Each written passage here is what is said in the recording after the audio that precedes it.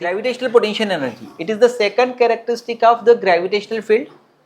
और gravitational potential energy nothing है आप लोगों के लिए अगर आपको ग्रेविटेशनल पोटेंशियल एनर्जी पता है, ठीक है।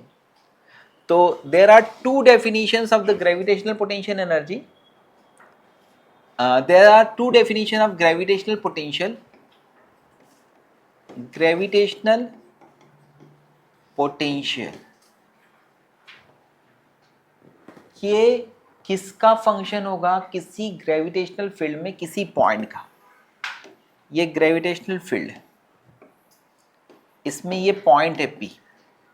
आपको मैंने बताया था कि यहां पर अगर यूनिट मास जो भी फोर्स एक्सपीरियंस करता है वो क्या होता है, intensity of gravitational field.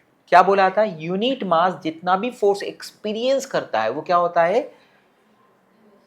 Intensity of gravitational field.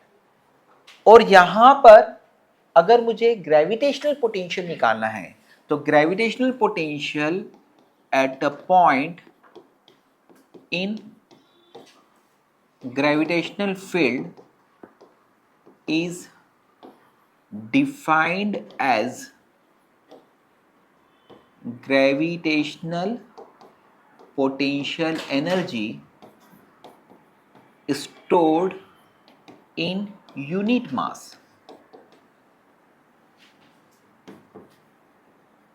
placed at that point। यह है डेफिनेशन वन नंबर 1।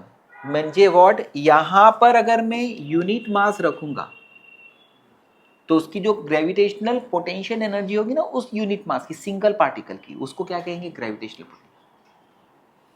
तो ग्रेविटेशनल पोटेंशियल का मतलब होता है gravitational potential energy of mass m not divided by m not. तो इसको बोलते क्या है बेटा, m नॉट को यूनिट कर देंगे तो इसकी डेफिनेशन क्या बोल जाएगी, gravitational potential at a point is defined as gravitational potential energy stored in unit mass placed at that point। Gravitational potential energy का मतलब क्या होता है, work done in bringing a mass from infinity to that point. तो इसकी एक और definition आती है, सेकंड डेफिनेशन। सेकंड डेफिनेशन क्या है, इस m नॉट की पोटेंशियल एनर्जी का मतलब है इसको इन्फिनिटी से इस पॉइंट तक लाने में वर्क डन, यस और no.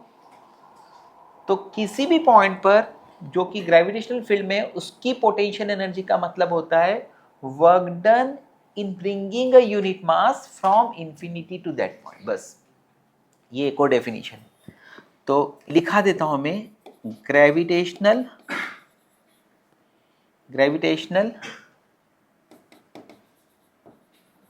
Potential at a point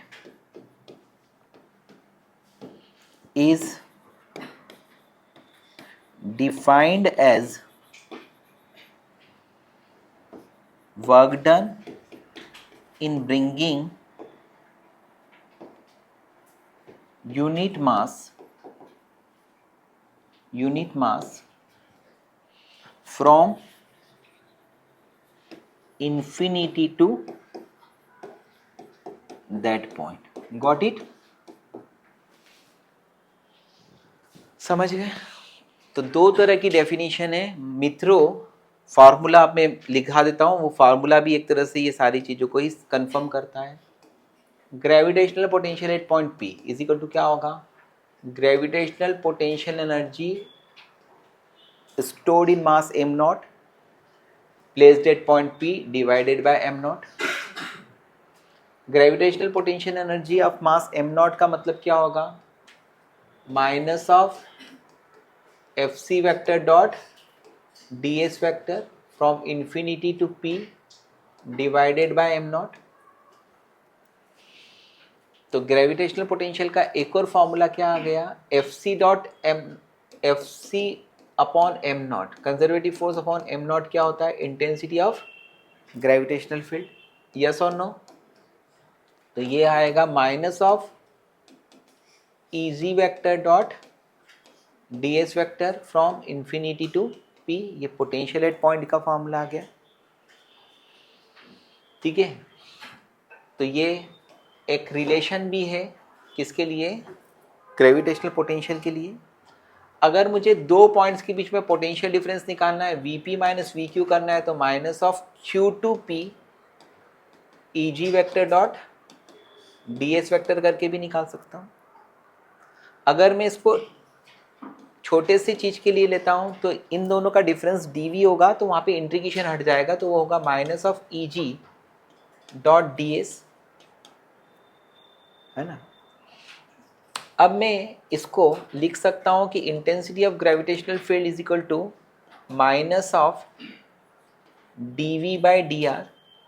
ये पहले भी मैं बता चुका हूँ, इसको बोलते हैं negative of gradient of v, या फिर E g vector is equal to होगा माइनस ऑफ डेल v। ये सारा चीज जो है वो आपको वर्क एनर्जी पावर में बताया था। इसके ऊपर क्वेश्चन जो है वो आपको वहाँ पे जो मैंने कराए थे वैसे ही आते हैं। इसको वो कर सकता है जिसको डिफरेंशिएशन इंटीग्रेशन आता हो। समझ में आ रहा है?